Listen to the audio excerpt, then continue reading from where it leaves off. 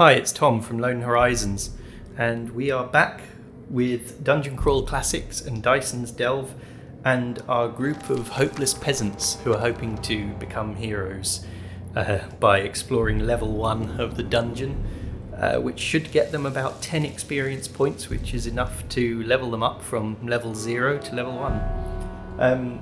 So I've got a new microphone, got like a proper microphone this time, so hopefully the sound quality of my voice will be a bit better, easier to make out. And off camera, just now, I was doing some kind of bookkeeping stuff. These character sheets, because you need so many of them, they're so tiny, you can't really make them out on camera, I don't think. So I'll do the best I can, but I've been updating their character sheets. I'm not going to go through all the changes, but I just basically shared out all the stuff, the items from the dead people that got killed in the fight with the giant ferrets last time. So I've shared out all of their gear and money. So some of the people that didn't get those silver pieces last time now have got 1 silver piece each, because 4 people got killed. LL the cut purse, James the woodcutter, Earmouth the soldier, and Aranel the elven sage. They all died. And in terms of their weapons and stuff, I gave James the woodcutter, his hand axe went to Groban. Who's Groban again? He is the rope maker. So he's got a hand axe now. His attack bonus is -2 with it, unfortunately, but it's better than what he had before, which I think was a dagger. Earmouth the soldier, we gave his shield to Waltin the noble.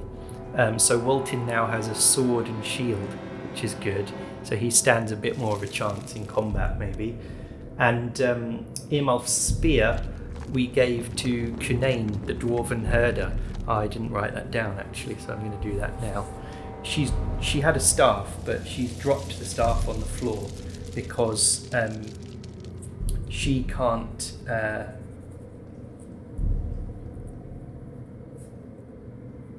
She can't carry the staff, which is a 2-handed weapon, and the spear at the same time. The spear isn't 2-handed, but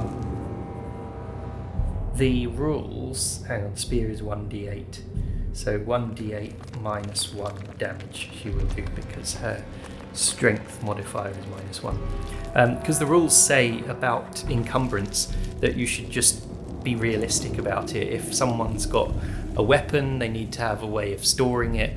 I'm assuming that these guys are just holding their weapons in their hands all the time, and maybe Waltin the noble has a sword. I'm not too bothered about that, to be honest, because it slows the game down quite a lot. I'm not going to start worrying too much about that until they reach level 1, I think, character level 1, and then we'll only have probably a party of 4, which will be a lot easier to track all the equipment on. Anyway, enough kind of bookkeeping for now. So last time they had that big long fight with the 3 giant ferrets. They were in room 3, or kind of cave 3, which was a giant rat nest which was invaded by the giant ferrets, and there were 5 dead giant rats on the ground. So the characters, the peasants, they're sort of looking around, they're examining the corpses, and they realise, well, there must be giant rats living here as well somewhere, so they're probably going to encounter them. Obviously their friends James, Earmouth, Aranel and LL have been killed, and so suddenly this adventure has got a lot more real and a lot more serious. They realised that their quest to take out the goblins that have been raiding their village is going to have consequences that they weren't necessarily up for originally. But they all managed to hold their nerve. We're not going to do a morale check for any of them or anything like that, because they're player characters. They don't do morale checks. They're still going to carry on. They're going to press on. No one is wounded. Everyone who got wounded also got killed last time. So there's and they couldn't heal themselves anyway because they don't have a cleric with them or something. So getting back to the dungeon crawling procedure then, they are in location 1, the big cave where they found the silver pieces, because they lured the ferrets back there and killed them there. So we are on this turn here. Is it turn or round? See, it's just so annoying how turn and round sound so similar to each other. Turns are 10 minutes, so it's a turn, yeah. So we've got to do a wandering monster check. And according to the old school essentials rules, which is what we're using for the dungeon crawling procedure, that comes first. Oh, but before we do that, as I said, this is all work in progress and I'm learning the rules as I go. We need to give them XP for the encounter with the giant ferrets. So I made a note on this sort of encounter card that I made for them that this encounter gives 1 XP to everyone who survives it. That's the way XP works in Dungeon Crawl Classics. It's not thousands and thousands of experience points that get shared out between everyone like Dungeons and Dragons. Oh, the XP box is tiny on here. Okay, 1.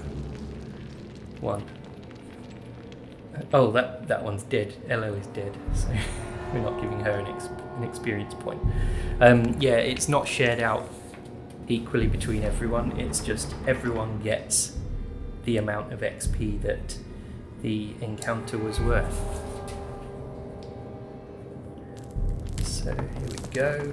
And then once they reach 10, they will then be a level 1 hero.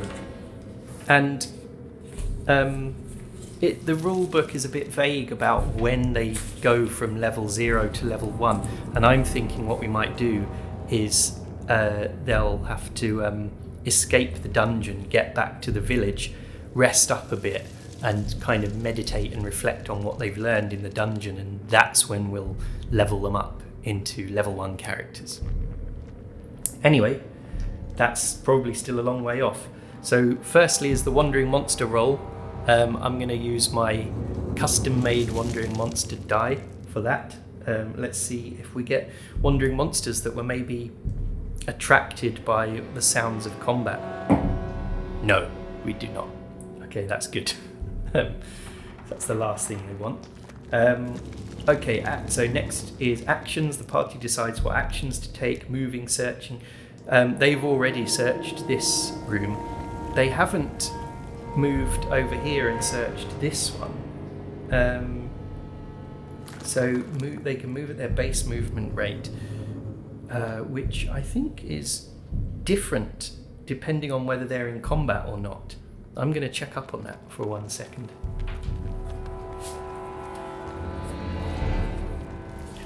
Okay, the only movement rules they have here are for during an encounter, combat encounter, where humans and elves move 30 feet per action, dwarves and halflings move 20 feet per action. So, yeah, I think we're just going to say when they're not in combat, they can move between locations on the map, we'll say. So I guess they will want to search the cave, the invaded nest. But to begin with, we've got our rule about searching an area. The skill check for a character to think of searching an area for treasure, traps and secret doors is DC 8 plus the intelligence mod. When a character succeeds, everyone can then search with a further DC 8 plus intelligence check.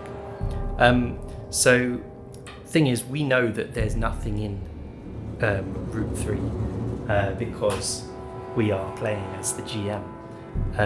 Invaded nest, yeah, all there is the corpses of the 5 rats. So we will see if anyone thinks to do it, because they're going to be searching anyway as they go.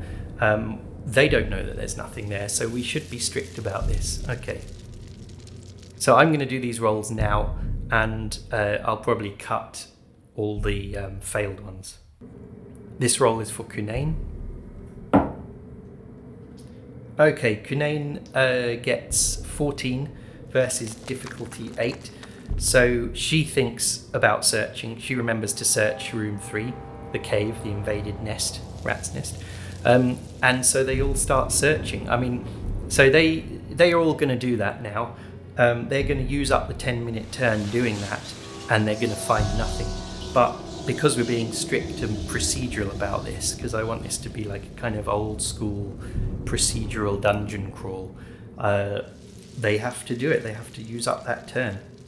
So that is used up.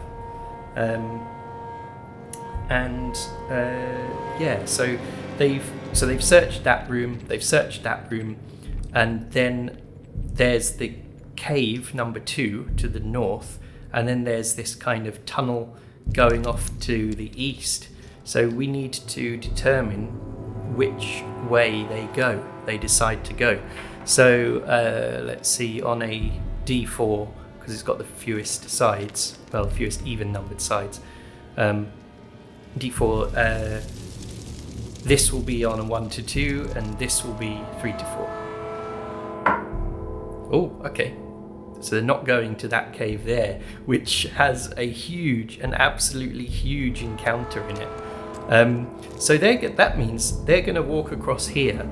Maybe the creatures that are in location 2, they might see the torch fire going like through this tunnel. They might see through this tunnel the burning torch as it moves into this tunnel here.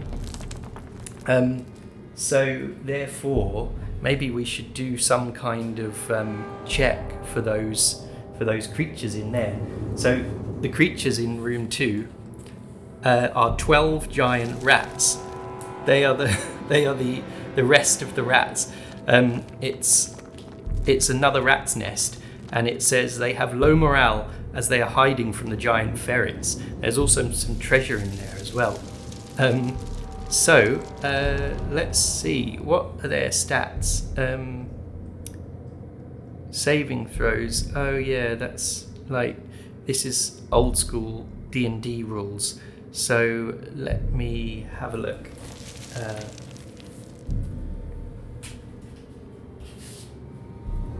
Here's the stats for a giant rat that we're using. I think they are taken from the Dungeon Crawl Classics rulebook by me. So let's see. They could do a fortitude. Yeah. So basically, they've got. It doesn't tell you like all their statistics like strength, agility, etc. But it does tell you their saving throws. So maybe like there's fortitude, reflex, and will. Maybe they make a will save against a difficulty class to see if they notice the characters walking past. We're not going to always do this because there's a lot of closed doors in the dungeon anyway. But just for now, I think we're going to do this. So their action die is 1d20. I'm going to give them a chance. Let's say, because it's a burning torch going past there and not the characters sneaking past, let's just say it's a DC 10, and we'll roll a D20 because they're giant rats, they're sneaky, they're observant, they have initiative +4 in a fight, so they got a good chance. So what did we say? A will save. I may as well make it a will save. So yeah, that's a -1 on this die. Okay, so we roll a 10, so they get a 9. They've just missed the chance to notice the players going across there. Okay, so yeah, that means they have avoided the rat's nest. But I'm going to write on here, I'm going to write 12 giant rats because they're still going to be there next time we go past. We may still encounter them. Okay, so the players are, the characters are going into these tunnels here. Now, on the dungeon key, these tunnels aren't a location, they're just tunnels. So they can go down natural stairs down to level 2, east of area 1, it says here. So yeah, those stairs go down to level 2. So if they find them, none of them, they can hear probably some weird creepy noises coming from deeper in the dungeon. They don't want to go down there. It looks too scary. They want to find these goblins, and for all they know, they could go down there and get themselves into loads more trouble and not even find the goblins. They decide that they're going to methodically search this complex, whatever the hell it is, under the ruins on the hillside, floor by floor, if it's even divided into floors like that. So they're going to go up here, and that leads to this T-junction here. It comes, the natural tunnel they're following comes out in a stone corridor with a hole in the wall there that they appear through. I don't think there's going to be any lighting, because it's goblins that live here, goblins and monsters, and so they can all see in the dark. So why would they have torches on the walls? So we still need to use our torch. So let's see. We moved. We went there, and then we went here. I'm going to count that as one area, traversing one area, and that's 10. And so another 10 minutes go by. It sounds kind of excessive, but if you think about it, they're being really, really slow and careful because they don't know what's around every corner that they come to. There could be traps here. They're just going very, very slowly. So we will cross off another turn, and we'll move their marker to this corridor here. So it looks like that's an open doorway there into that room. That's location 4, that room there. And it is a 30 by 30 foot room. So we need to know what is in there, also what is in there, because these 2 doors are open. So in location 4, there are 2 goblins in there. This is the main entrance, actually, to the dungeon complex, because here is a flight of spiral stairs leading up to the ruins on the hill. So yeah, this says main entrance. 2 goblins watch the stairs. One will run for area 5 when attacked. Okay, so the 2 goblins are in there. Maybe we'll figure out where exactly they're standing and if they have line of sight yet to the player characters. And then what's there? There is area 7, and area 7 that has two goblin rat catchers in there, actually. Okay, so I'm doing kind of spoilers for us here, but this is what we have to do. We're sort of playing as both the players and the GM, so I find it kind of fun anyway. Alright, so thinking about it, where are the goblins going to be? It's more likely there's more of the room in here. There's 2/3 of the room is not in the line of sight of the corridor, and 1/3 is. So firstly, why don't we roll a d3 to see if the 2 goblins are standing there? Round this corner, I don't think we need to worry about this for the moment, because they won't be able to see us, definitely. So we'll roll a d3. Let's say on this is 1, this area here, and then this big area is 2 or 3. That is a 1. So the goblins do have line of sight to us because they're standing here. Okay. So 2 goblins. So it says 1 will run for area 5 when attacked, not straight away. So we'll do a reaction roll for them on our monster reactions table.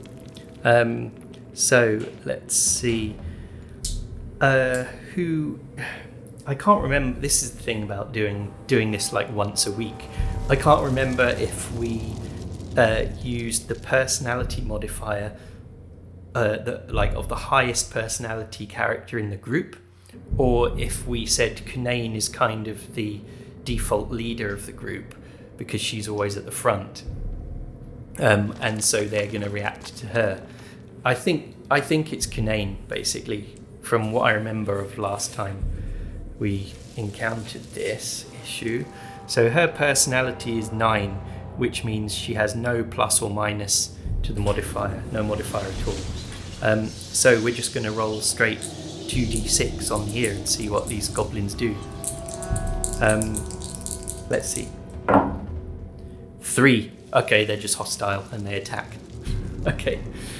Now, one thing I wanted to mention is last time when we did the battle against the giant ferrets, I rolled for surprise to determine which side surprises the other, and that's actually wrong the way I did it. I was reading the rules, and that's not how you do it. If you rolled for surprise every single time, then someone would always be surprised by the other one, and so like one of the two sides would not get to do anything for the first round of combat, every single combat you had, which, yeah, it's not in the rules.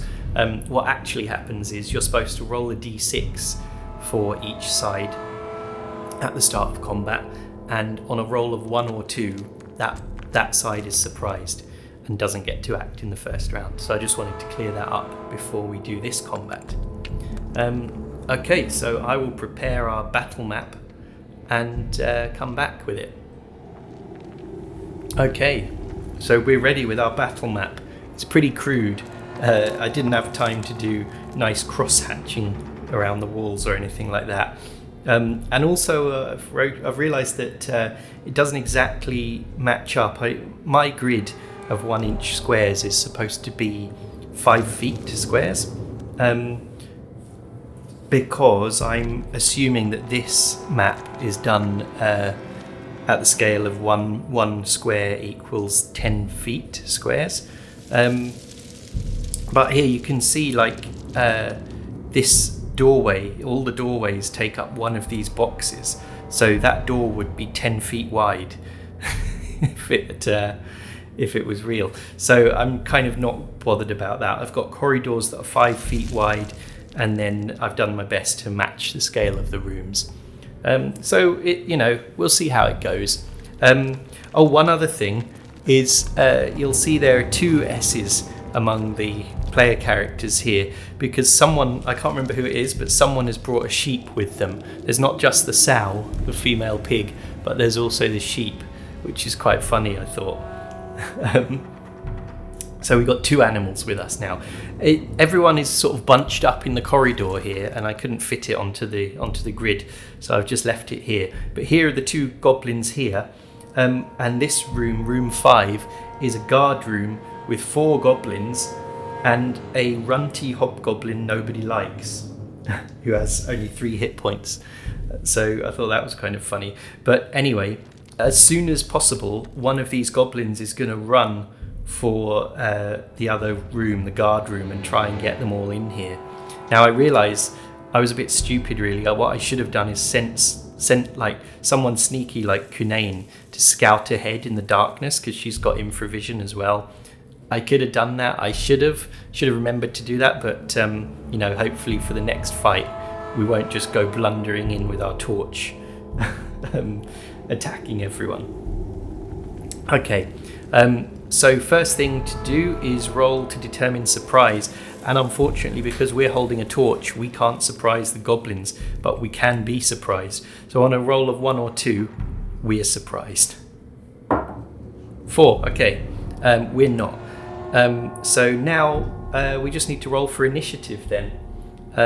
So again we're going to do group initiative, and we're sticking, I haven't reorganised everyone into groups of 4, which I could have done, but it would have just meant printing more of these bloody character sheets. And so it means Hiva, the only survivor from this group, is going to be in a group on her own. But that's fine. So I'm gonna roll initiative off camera, because it's just rolling dice over and over again and making a list, and there's no point seeing that. So I will do that now. Okay, so I've rolled everyone's initiative. It goes Gonathil's group, then second goblin, then Cunane's group, then Hiva on her own, then the first goblin, then Kater's group. Let's see. Gonathil's group is Gonathil, Groban, Waltin, and Duin. Okay, so Gonathil, let's go with you first. So what is he going to do? He can get into the room. I'm just going to, I'm going to allow them to all just move into the room from one tile away, just to speed things up. I'm not going to figure out how far away they are. Each one of them is from the room entrance. So Gonathil, he is an elf. What is an elf's movement speed? I think it's the same as humans. Yeah, it's 30 feet per turn. So he can actually reach both the goblins. What does Gonathil have on him? He's the falconer, so he has his falcon with him.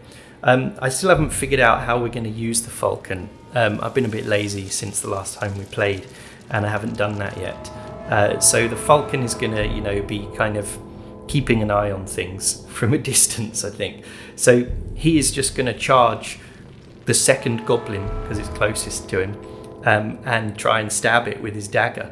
Okay, so where is he? Gonathil, here. So that's 5, 10, 15 feet he charges. And then he has a 0 attack bonus.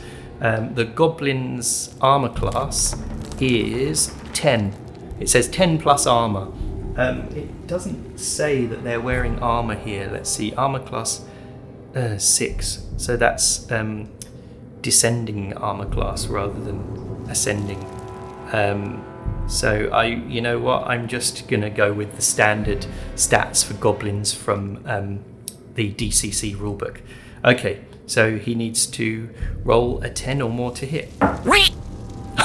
He rolls a 1.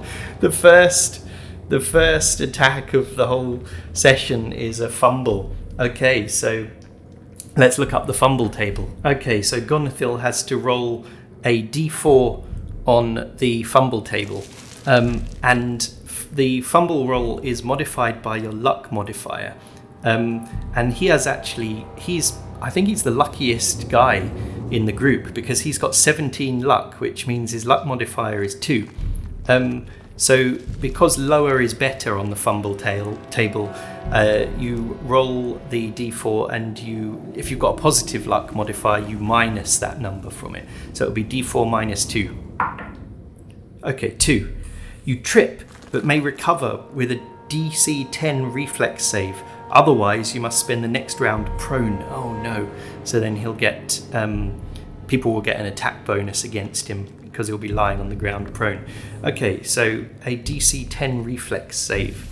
When it's these kind of random things like, fumbling and tripping and stuff like that, I'm just going to roll a d20 for the saving throw, not a d10, because the trained versus untrained thing I wouldn't say applies here. Okay, so reflex save. So his agility modifier is +1, so his reflex save is +1 as well. So he needs to beat 10. He's rolled another 1. That's two 1s in a row for him. Okay, well, he basically completely messes up with his attack. The goblin steps out of the way and he lunges forward with his dagger, and ends up just splayed out on the floor like a dead body, basically. So he is down for the next combat round. Okay, so next in Gonathil's group, I'm just going to turn Gonathil's counter upside down like that, so we know he's down, because I'll probably forget. Next in Gonathil's group is Groban the rope maker with his hand axe. Okay, so he is here. He's going to come in 5, 10, 15, 20. He can just stand here and go for Goblin 2 as well. Okay, so he has an attack bonus of -2, unfortunately. 13, that's 11. what was the goblin's armor class? 10. Okay, yeah, so he still hits. So then he does 1d6 minus 2 damage. 3 damage with the hand axe. So where is this goblin? It's goblin 2. Goblin 2 has 4 hit points. So that's great. That is a big smack in the goblin's chest with the hand axe, gashing him quite badly. Okay, so next we are on Waltin.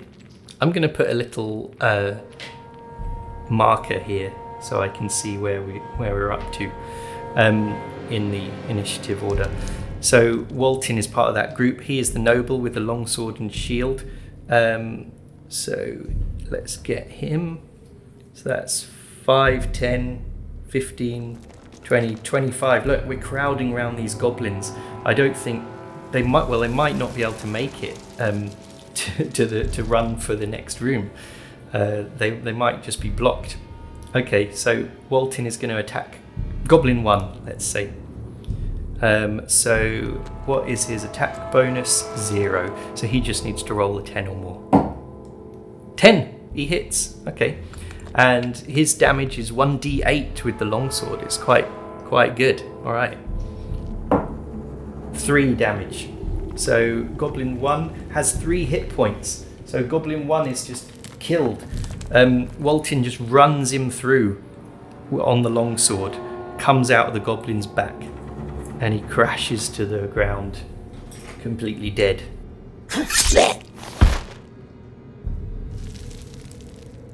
Okay, well done, Waltin.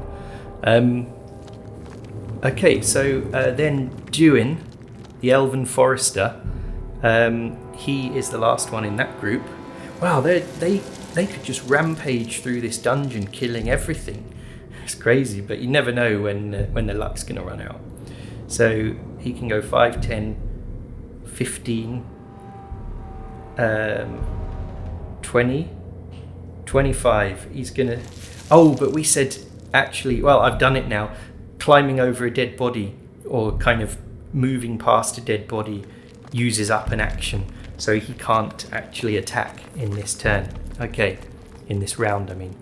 Alright, so next in initiative is Goblin 2.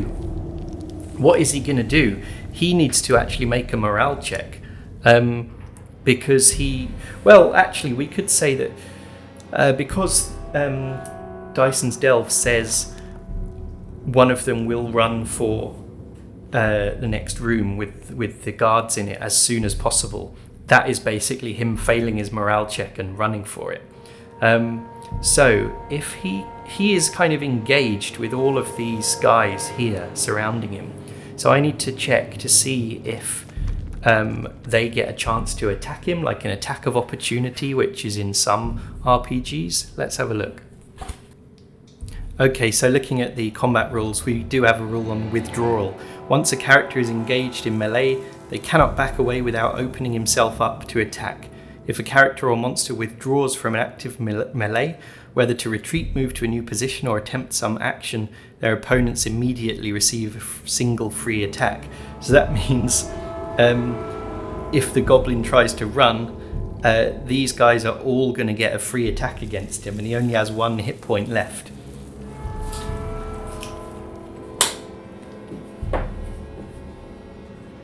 So I think he's going to go for it because he's basically broken. He's been gashed with an axe. He just wants to get out of there.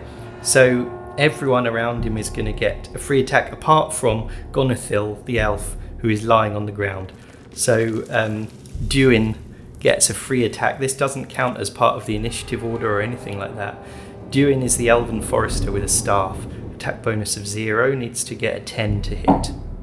A 10 exactly, he hits. So he does 1d4 damage.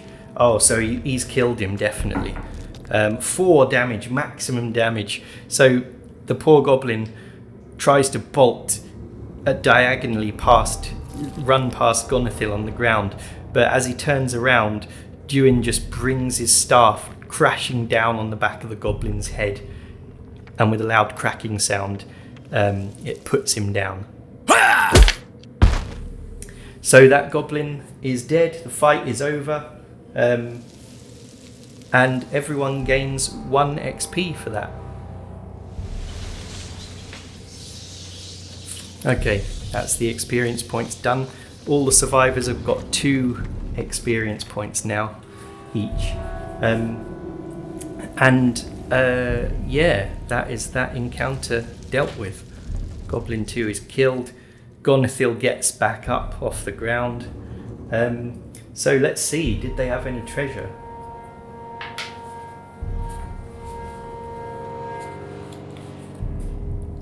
Where is it? Main entrance. So each has 2d6 electrum. Is that it? Electrum pieces. Yeah. So electrum pieces. I can't even remember how much they are worth. There's no point even checking now because it doesn't matter while we're in the dungeon. We'll do that when we're back in town. But each of them has 2d6. Okay, so that's 4d6 electrum pieces between them. Now, just get our d6s. Oh, nice. That is 12, 17, 18, 19, 20. 20 electrum pieces between them. That is amazing. All right, so again, we're all friends here. They're just going to share out the coins as evenly as they can. So I'm just going to do that. Okay, now in terms of treasure, some of the characters are carrying things like small and large sacks. One of them has a backpack. But for coins, if we're just getting like little handfuls of coins, like 1 or 2 electrum pieces each, I'm going to say that they've got pockets that they can put them in. Pockets have been invented in the world of Dungeon Crawl Classics, I've decided. Okay, so it takes a turn after an encounter to basically rest a bit, pull themselves together, do any healing that they can do, which they can't do any of that anyway, and basically just kind of get a handle on themselves and feel a bit better about things before moving on. Also searching the bodies, they found the coins, and the goblins had clubs for weapons, which are 1d4 damage, and no one wants them. So that is another turn going by. And it's one where we have to check for wandering monsters. So let's get the wandering monster die out. None. That's good. Okay. So let's see. Lessim's torch is still burning for another 20 minutes. That's good. So now they're like, okay, we've found the goblins. We know that the goblins live here. This is their lair, basically, that we've uncovered here.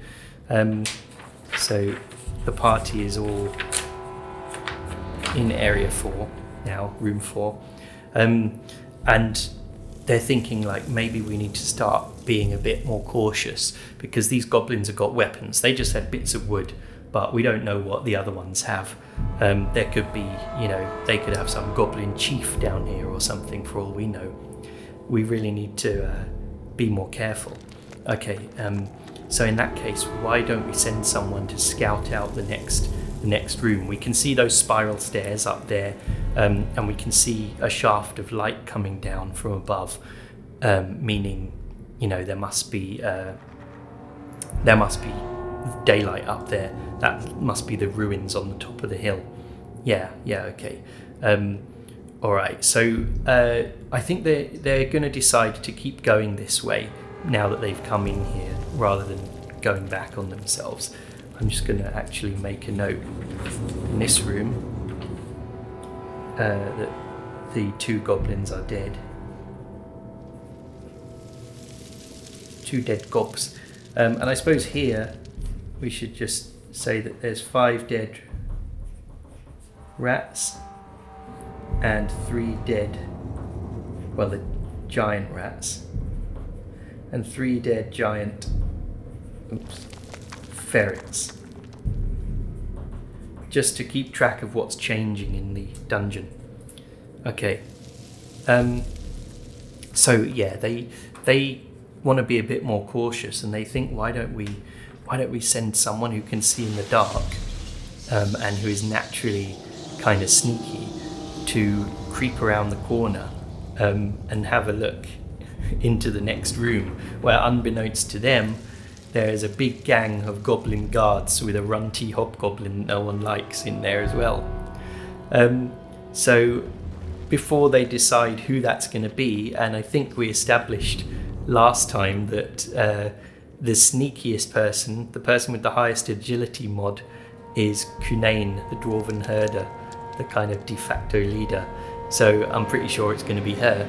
But before we do that, I think we're gonna call it there for the night and come back next time. So yeah, we made quite a bit of progress tonight.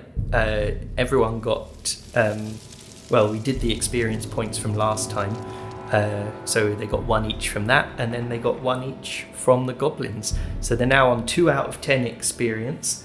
Once they hit 10, that makes them level 1 characters. So anyway, if you enjoyed the video, you can do all the usual stuff, like it, subscribe if you haven't subscribed, and you can hit the bell icon so you get a notification when the next one comes out if you want. I don't mind. Do what you want. Anyway, I'll see you next time. Bye.